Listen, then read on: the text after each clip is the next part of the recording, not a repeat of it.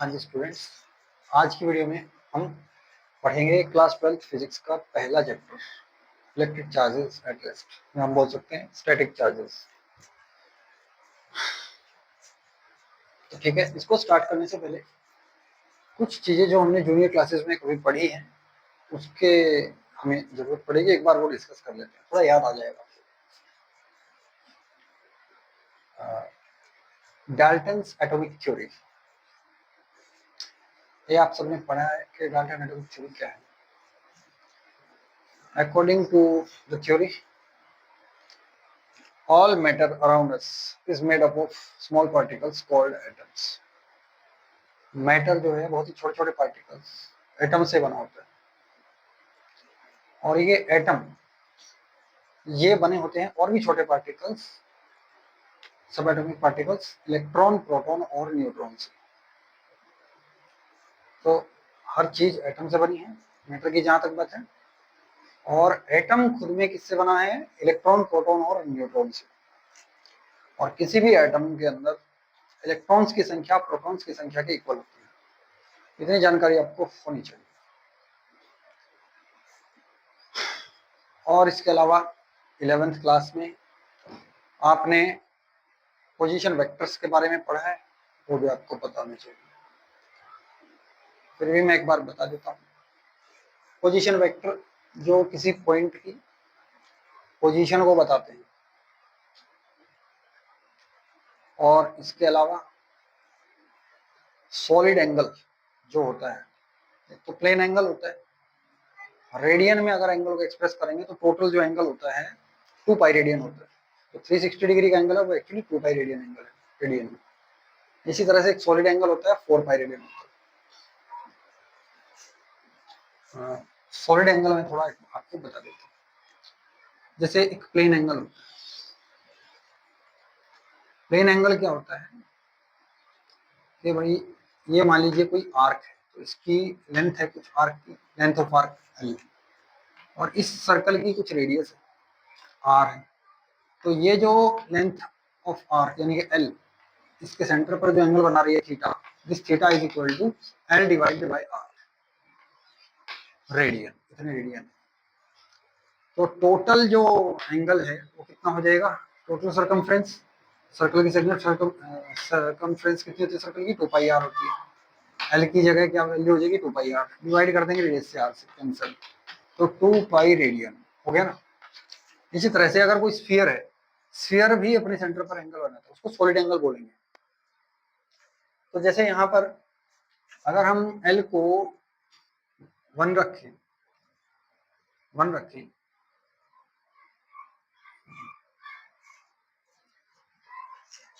तो एंगल हो जाएगा theta will be 1 by R, या फिर 1 रेडियन किसके इक्वल होगा? हाँ, अगर एल आर के इक्वल है, if L is equal to R, तब जो एंगल आएगा वो 1 रेडियन आएगा। If L is equal to R तो एंगल आएगा 1 रेडियन। इस तरह से एक स्फीयर है, उस स्फीयर में उसकी जो रेडियस है, उस रेडियस का स्क्वायर करेंगे तो एरिया मिलेगा आर स्क्वायर। और इसी एरिया के इक्वल, जैसे ये स्फीयर है, ये रेडियस आर है, तो इसका जो स्क्वायर करेंगे आर स्क्वायर, आर स्क्वायर एक एरिया है ना, इतना ही एरिया अगर यहाँ पे कुछ है जिसका के एरिया कितना है आर स्क्वायर, ये जो एंगल बनाएगा यहाँ पे ये हो जाएगा 1 यूनिट सॉलिड एंगल, इसको बोलेंगे 1 स्टेरेडियन। तो टोटल एंगल कितना हो जाएगा? Total surface area 4 pi R square divided by R square, cancel, 4 pi steradian, ये एंगल हो गया टोटल। ये कुछ बेसिक जानकारी थी। अब हम अपना चैप्टर स्टार्ट करते हैं। अगर हिस्टोरिकली देखा जाए, आज से लगभग 600 बीसी, यानी कि आज से लगभग 2600 साल पहले ग्रीक्स को ये पता था कि अगर एम्बर को, एम्बर एक मटेरियल होता है, एम्बर को अगर वुल के साथ रब किया जाए तो एम्बर में ना कुछ गुण विकसित हो जाता है, कागज के छोटे छोटे टुकड़ों को वो अपनी तरफ अट्रैक्ट करना स्टार्ट कर देता है। If amber around 600 BC, Greeks knew that if amber is rubbed, मान लीजिए ये एम्बर है, इसको ए से दिखाया मैंने, एक वुल के साथ रब किया, तो आफ्टर रबिंग, रब करने के बाद ये क्या है, छोटे छोटे पेपर के पीसेस को अट्रैक्ट करना स्टार्ट कर देते, ये इसमें गुण आ गया। इससे रब करने से पहले इसमें ये गुण नहीं था। फिलहाल इसका रीजन हमको समझ में नहीं आया था, पता नहीं, खैर ये चलता रहा। ये माना जाने लगा कि जब इस तरह से जब दो चीजों को रब किया जाता है तो उनमें दूसरे छोटी छोटी चीजों को अट्रैक्ट करने की ताकत उनमें आ जाती है, यानी कि रब करने से अट्रैक्ट करने की ताकत पैदा हो जाती है, ये माना जाने लगा लंबे टाइम तक। एम्बर को ग्रीक भाषा में इलेक्ट्रॉन बोलते हैं, ELEKTRON। यहीं से जो है इलेक्ट्रॉन वर्ड आया और इलेक्ट्रिसिटी वगैरह वर्ड यहीं से, ये ओरिजिन है उसका। तो खैर ये हो गया, ये एक चीज हो गई। लेकिन कुछ टाइम के बाद लोगों ने ये ऑब्जर्व किया कि ये एक एम्बर है, ये कोई दूसरा एम्बर का ऑब्जेक्ट है, मतलब एम्बर का ही ऑब्जेक्ट है कि कोई दूसरा है इससे अलग है। इसको भी वुल के साथ अगर रब किया तो पता है कि आपस में अट्रैक्ट होंगे करेंगे और दूसरी चीजों को भी अट्रैक्ट करेंगे। लेकिन अगर इस एम्बर ऑब्जेक्ट को इसके पास लेके जाए, मान लीजिए इसको हमने नाम दे दिया A1, इसको दे दिया A2, तो ये दोनों एक दूसरे को रिपेल कर रहे हैं, ये A1, ठीक है। तो इनको जब पास लेके जाया गया तो ये एक दूसरे को रिपेल कर रहे हैं। तो यहाँ से अब पता चला, अब महसूस हुआ कि ये केवल रब करने से केवल अट्रैक्ट करने वाली ताकत पैदा नहीं होती, रिपेल करने वाली ताकत भी पैदा होती है। और फिर यहाँ से फिर थोड़ा सोचा गया कि भाई वूल के साथ एम्बर को रब करने से इसके अंदर इसके साथ जो हुआ वही इसके साथ हुआ होगा, जब इसको इसके साथ रब किया गया इसके साथ भी वही हुआ। इसका मतलब है इन दोनों में सेम गुण आया है, और सेम गुण के दो ऑब्जेक्ट्स को जब पास में लाया गया तो वो रिपेल कर रहे हैं। मतलब जो भी यहाँ पे चेंज आया वो सेम, अगर सेम तरह का आया तो वो रिपेल करता है, और ऑपोजिट तरह का आया तो अट्रैक्ट करता है। यहाँ से कंफ्यूजन। फिर तीसरी ऑब्जर्वेशन यहाँ पे ये थी कि इसको और इसको अगर एक बार टच करा दिया, आपस में कॉन्टेक्ट में लाया गया और फिर इनको दूर किया गया, फिर दूर किया गया और फिर पास में लाया गया, तो देखा कि कोई अट्रैक्शन या रिपल्शन नहीं है, कोई फोर्स ही नहीं है। ये थर्ड ऑब्जर्वेशन, ठीक है। तो एक बार अगर उनको आपस में कॉन्टेक्ट में किया लाया गया तो अट्रैक्ट या रिपेल करने वाली ताकत उनमें से खत्म हो गई। अब फिर इनकी एक्सप्लेनेशन क्या है देखिए।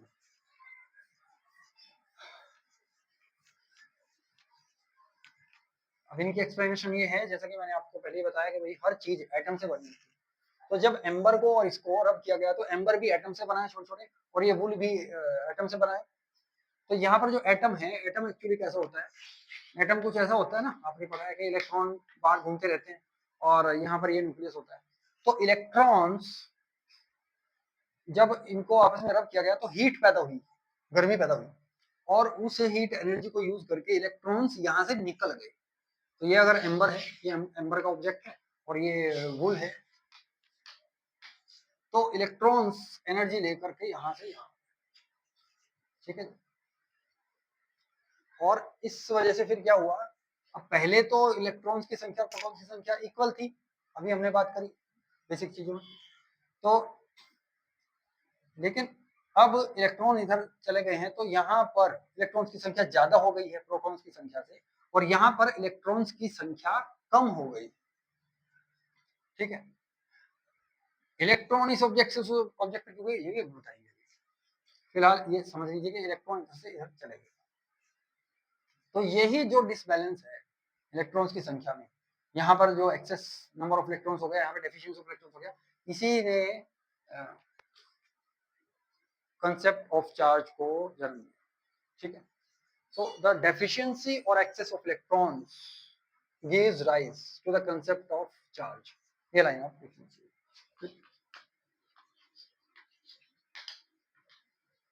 Deficiency or excess of electrons on an object gives rise to the concept of charge. जी, अब बात कर लेते हैं इलेक्ट्रॉन इधर से इधर क्यों गए, इधर से इधर क्यों नहीं आए, ये कैसे डिसाइड होगा। तो देखिए इलेक्ट्रॉन्स को यहाँ से निकलने के लिए कुछ एनर्जी चाहिए, और ऑफ कोर्स इस के इलेक्ट्रॉन्स को भी निकलने के लिए एनर्जी चाहिए, लेकिन वो एनर्जी जरूरी थोड़ी इक्वल हो, वो इक्वल होती ही नहीं, वो कम ज्यादा होती है। तो मान लेते हैं इसके इलेक्ट्रॉन्स को निकालने के लिए 5 यूनिट एनर्जी चाहिए, इसके इलेक्ट्रॉन्स को निकालने के लिए 7 यूनिट एनर्जी चाहिए। तो जब एनर्जी बढ़ रही होगी फ्रिक्शन के कारण, तो पहले कितना बढ़ेगी, वो इस नंबर पे पहुंचेगी, 5 यूनिट पहुंचेगी। तो इसलिए ये इसकी रिक्वायरमेंट पहले पूरी हो जाएगी और ये इलेक्ट्रॉन यहाँ से यहाँ चले जाएंगे। ठीक है, किसी ऑब्जेक्ट से इलेक्ट्रॉन्स को निकालने के लिए कितनी मिनिमम एनर्जी चाहिए होती है, उसको बोलते हैं उस ऑब्जेक्ट का वर्क फंक्शन। तो मान लेते हैं ये है वर्क फंक्शन, इसको फाई से दिखाते हैं, फाई ए एम्बर का वर्क फंक्शन है, और ये हो गया फाई वोल। ओके, तो जिसका वर्क फंक्शन कम होगा उस ऑब्जेक्ट से इलेक्ट्रॉन निकलेंगे, और जिसका वर्क फंक्शन ज्यादा होगा उसके उस ऑब्जेक्ट में चले जाएंगे, उसमें नेगेटिव चार्ज जाएगा। So electrons get transferred from the object whose work function is lower to the object whose work function is higher. अब चार्ज की डेफिनेशन लिख लेते हैं। चार्ज क्या हो गया, electric charge.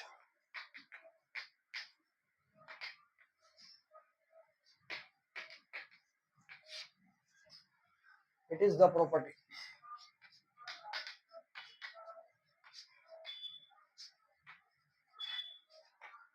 of a material due to which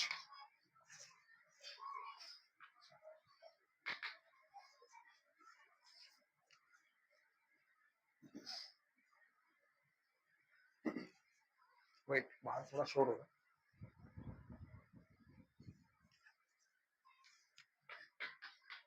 produces and experiences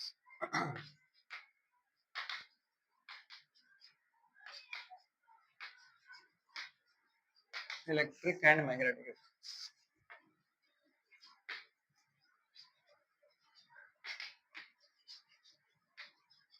ठीक है, तो ये क्योंकि जब किसी ऑब्जेक्ट पर चार्ज आ जाएगा तो वो कुछ इलेक्ट्रिक और मैग्नेटिक इफेक्ट्स शो करने स्टार्ट कर देगा। ये होता क्यों है, कारण क्या है, what is the cause of charging, cause of charging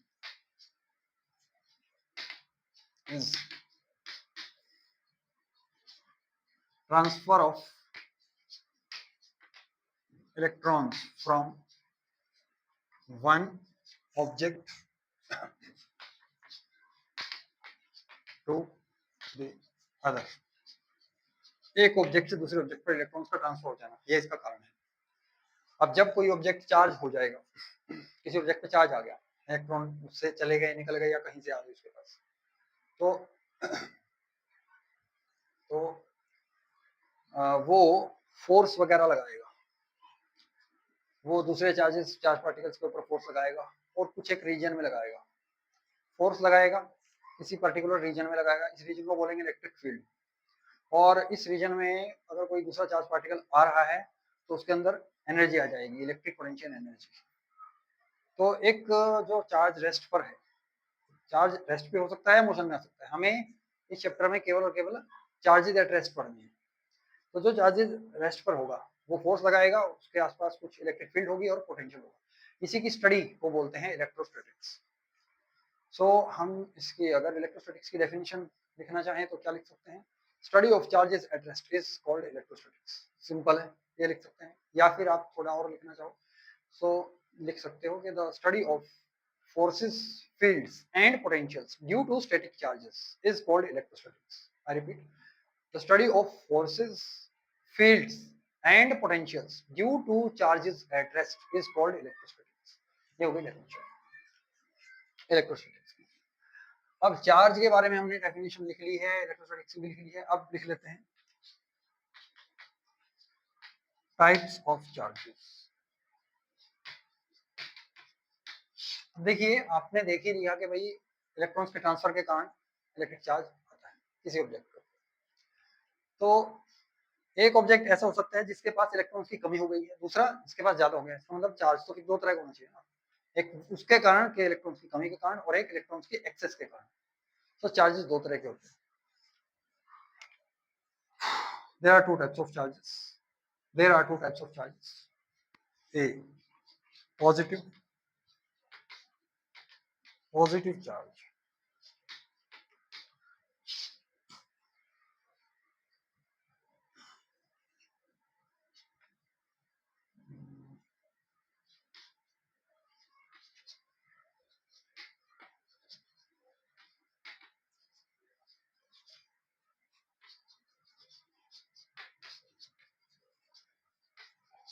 protons के ऊपर माना जाता है, प्रोटॉन्स के ऊपर माना जाता है क्योंकि इसके ऊपर पॉजिटिव चार्ज है। प्रोटॉन्स के चार्ज को पॉजिटिव मान लिया और इलेक्ट्रॉन्स के चार्ज को नेगेटिव मान लिया। Negative charge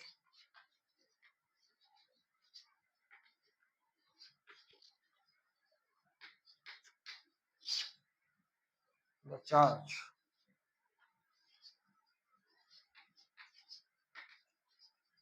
linked to electrons,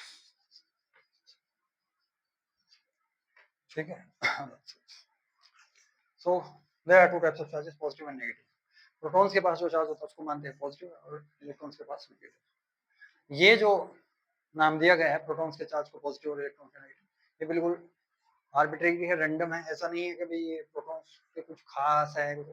ऐसा भी हो सकता था जिसने नाम दिया इनको पॉजिटिव और नेगेटिव, तो हो सकता है इसको नेगेटिव दे देता, इसको पॉजिटिव दे देता। अच्छा, ये पॉजिटिव और नेगेटिव क्यों होती है, एक बार ये देख लो। मैंने आपको थोड़ी देर पहले बताया था कि जब कभी भी दो ऑब्जेक्ट्स को हमने चार्ज कर दिया, मान लेते हैं इस पे कुछ चार्ज आ गया, एम्बर है, रब किया, और ये है वूल, ठीक है। अब इनको आपस में अगर कांटेक्ट कराया, आफ्टर कांटेक्ट, उसके बाद ये फोर्स नहीं लगाते ना, अट्रैक्शन का रेनिप्रोडक्शन का, इसका मतलब है इनके ऊपर जो चार्ज आया था वो खत्म हो गया, फिनिश हो गया।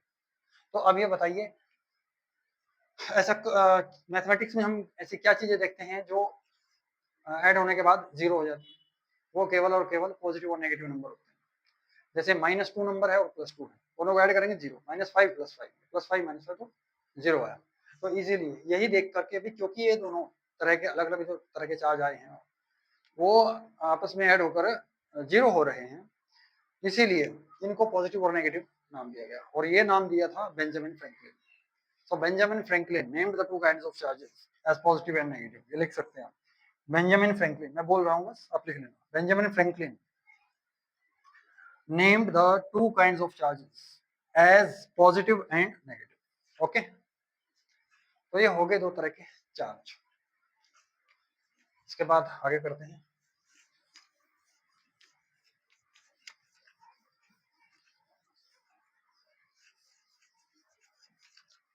तो मैं बता रहा था आपको कि भाई ये जो चार्ज है ये नंबर्स की तरह नहीं है।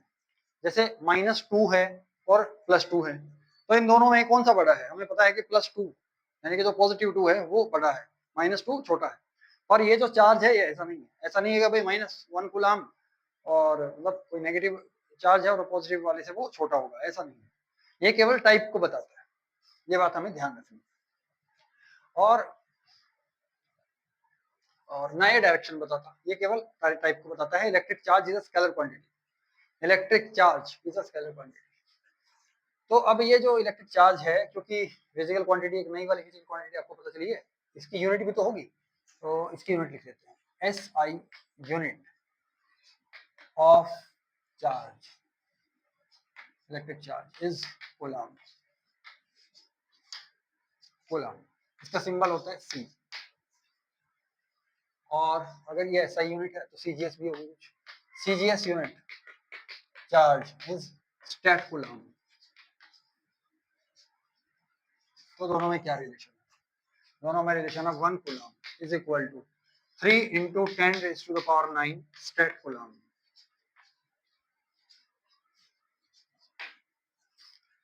अब हमने कहा कि इलेक्ट्रॉन के ऊपर नेगेटिव चार्ज और प्रोटॉन के ऊपर पॉजिटिव चार्ज, तो इन दोनों के ऊपर कितना चार्ज होता है ये भी देख लेते हैं। Charge on an electron 1.6 × 10⁻⁻19 coulomb, क्योंकि नेगेटिव होता है तो माइनस। इसी को एलिमेंट्री चार्ज भी बोलते हैं, it is also called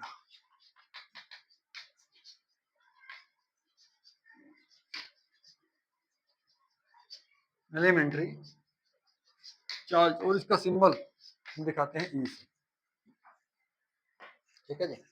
so E is equal to -1.6 × 10⁻⁻19 charge on proton, बस ये पॉजिटिव हो जाएगा, 1.6 × 10⁻⁻19 कूलम, ठीक है जी।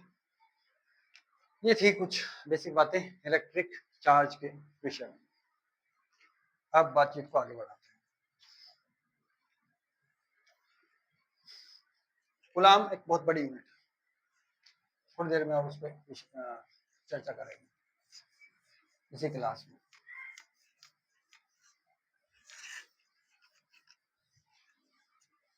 अब ये तो हमने समझ लिया चार्जेस के बारे में बहुत सारी चीजें, लेकिन किसी ऑब्जेक्ट को चार्ज कैसे करते हैं, कैसे चार्ज दिया जाता है, उसके कितने तरीके, उसके 3 तरीके, methods of charging on an object.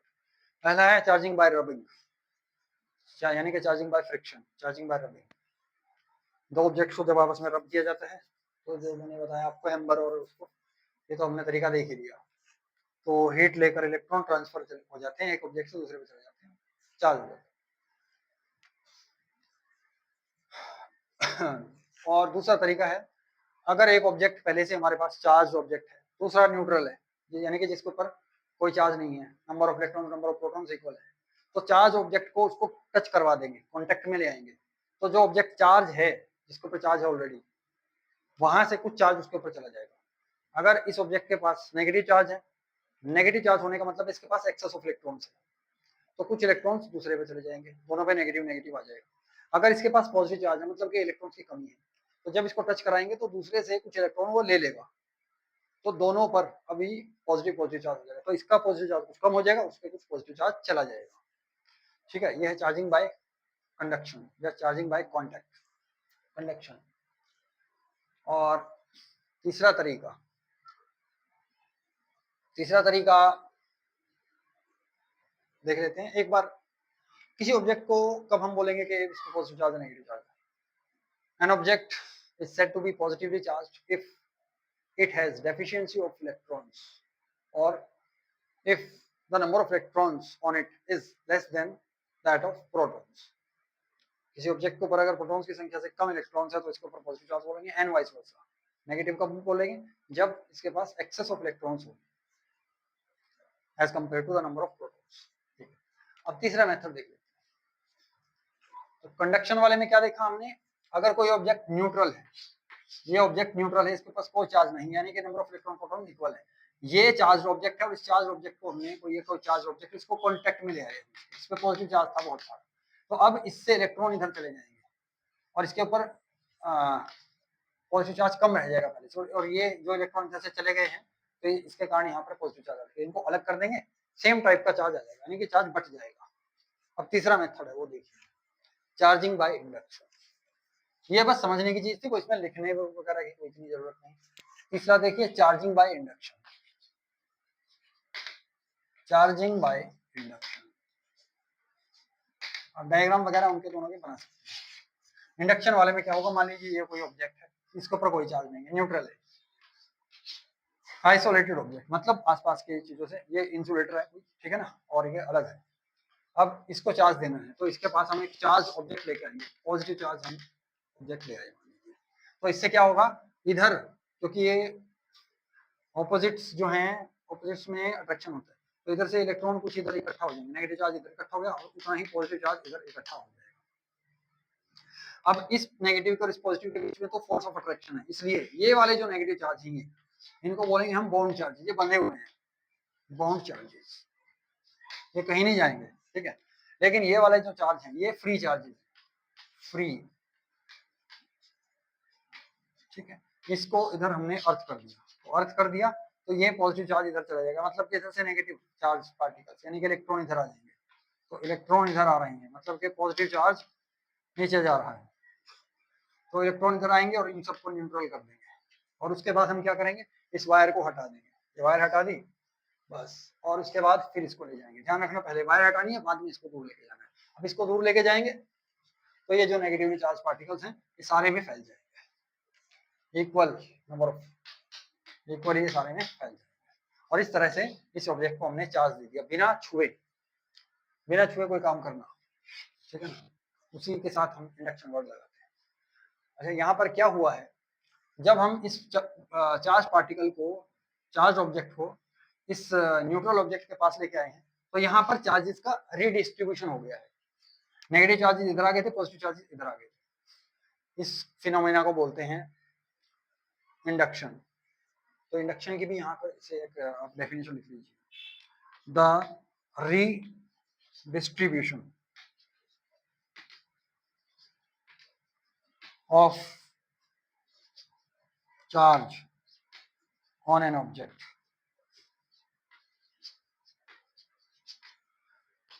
in the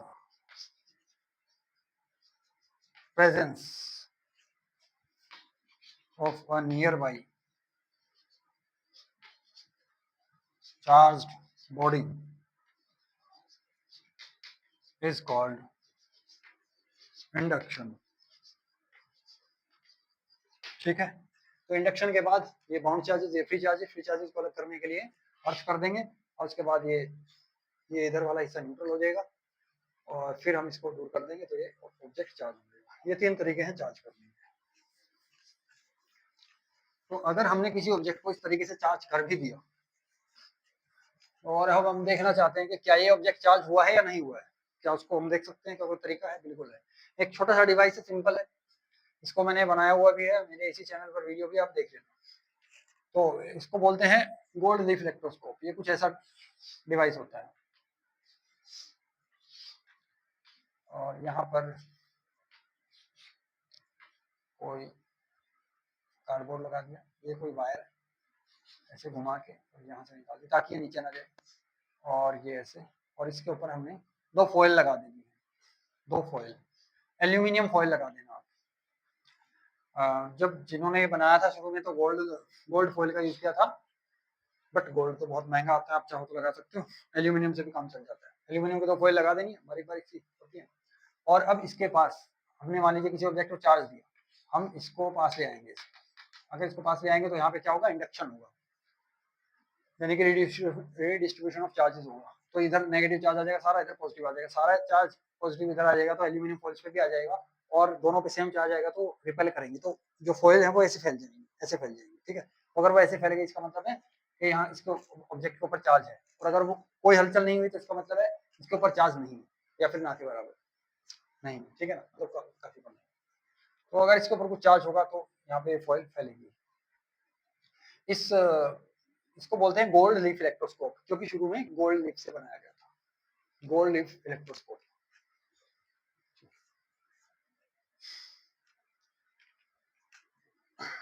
अब हमने ये भी देखा था कि जब दो ऑब्जेक्ट्स को हमने चार्ज दे दिया तो अगर कांटेक्ट में लेके आते हैं तो वो चार्जेस एक दूसरे को खत्म कर देते हैं।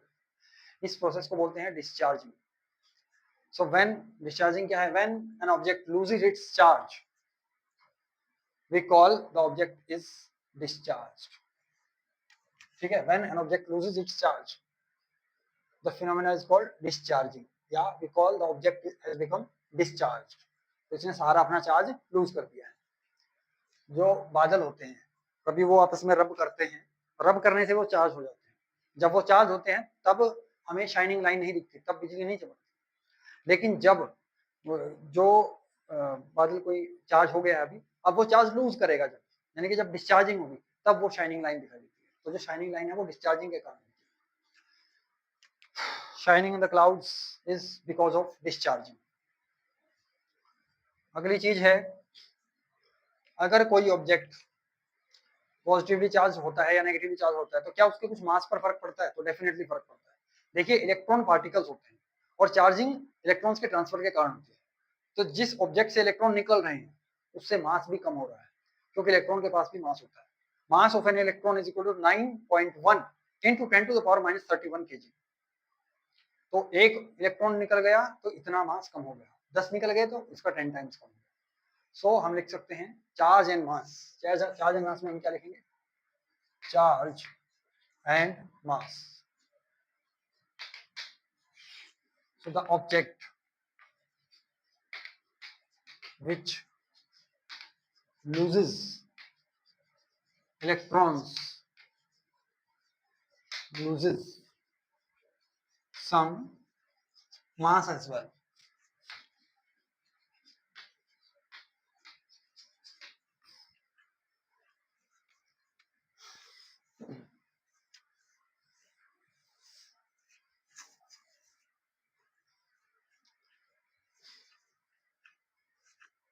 ओके, अब बात करते हैं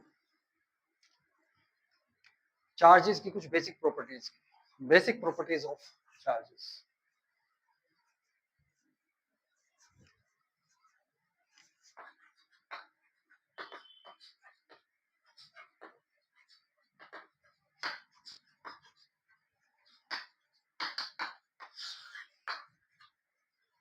पहली प्रॉपर्टी,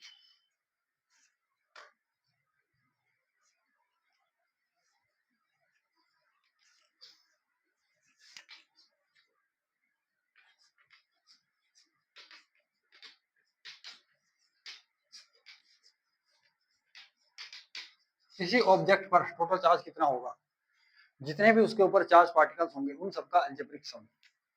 तो इसमें आप लिख सकते हैं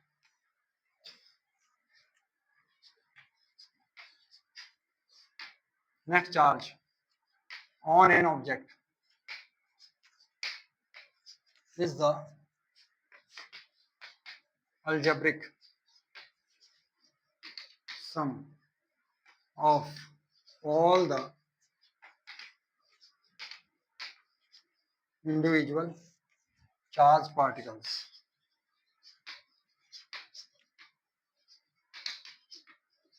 on it।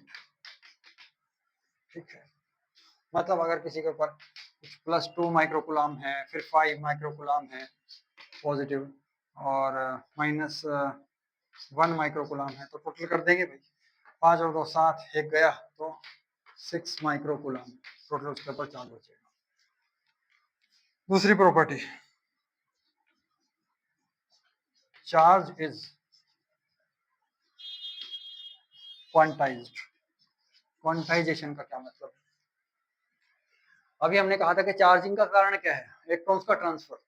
तो जब एक ऑब्जेक्ट से दूसरे ऑब्जेक्ट पर इलेक्ट्रॉन जा रहे हैं तो कितने जाएंगे, मिनिमम एक जाएगा, एक के बाद फिर कितने जा सकते हैं, 2 3 4 5, ऐसा तो है नहीं कि 2.5 इलेक्ट्रॉन चले गए या 5.7 इलेक्ट्रॉन चले गए, ऐसा नहीं होगा। So only integral number of electrons can be transferred from one object to the other, मतलब या तो इधर से उधर चले गए 10 इलेक्ट्रॉन चले गए, ठीक है, तो ऑब्जेक्ट ए से ऑब्जेक्ट बी पर 10 इलेक्ट्रॉन चले गए। और अगर ऑब्जेक्ट बी से ऑब्जेक्ट ए पर आए हैं, एक्चुअली ए से बी पे नहीं गए, तो ए से बी पे कितने गए हैं, -10 इलेक्ट्रॉन गए, है ना। So only in integral number of electrons can be transferred from one object to the other. एक चीज तो ये है। दूसरी चीज ये है कि भाई सारे के सारे इलेक्ट्रॉन जो है आइडेंटिकल होते हैं। एक बार एक स्टूडेंट ने पूछा मेरे से कि क्या सर सारे के सारे इलेक्ट्रॉन एक जैसे होते हैं क्या, सब पे सेम चार्ज होता है? अरे बिल्कुल होता है, इलेक्ट्रॉन पे चार्ज सेम होता है। ये गाजर मूली की तरह, अमरूद की तरह, सेब की तरह थोड़ी है छोटे बड़े होंगे या अलग, ये सेम आइडेंटिकल होते हैं। तो चार्ज इज क्वांटाइज्ड का मतलब हो गया only integral number of electrons can be transferred